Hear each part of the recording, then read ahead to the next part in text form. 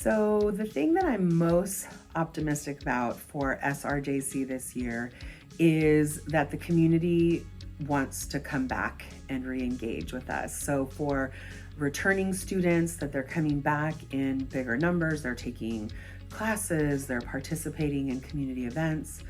For folks who have not interacted with us for either a while or ever, that they're choosing to come as well. I have a lot of hope that that new and returning students are finding their way to us, and it feels good to have that energy across the district.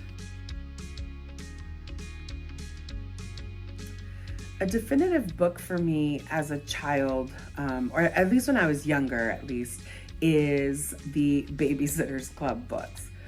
They could not be more different than my life story as a Latina growing up in the Central Valley, and I think these were girls growing up in a suburb somewhere in like Midwest America. But what I remember about it is that I could check out the books from the library.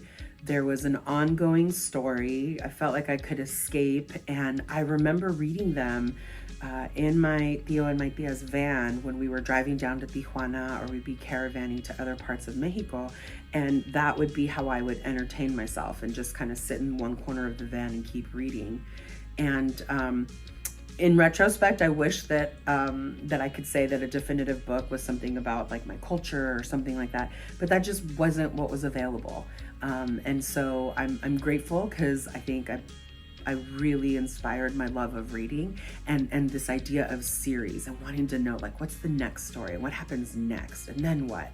And I think that's a lot of how I think about now. Is avocado a fruit or a vegetable?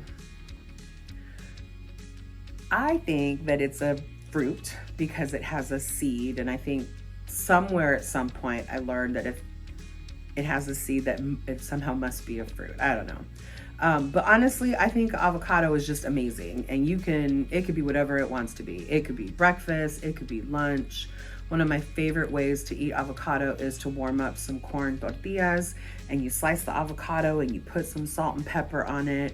And if you happen to have cheese, great, but if not, it's like the perfect meal. And I realize that sounds like avocado toast, but it's not, because it's on corn tortilla. So I don't know. Anyway, so I think avocado can be whatever it wants to be, but if I had to choose, I would say a fruit.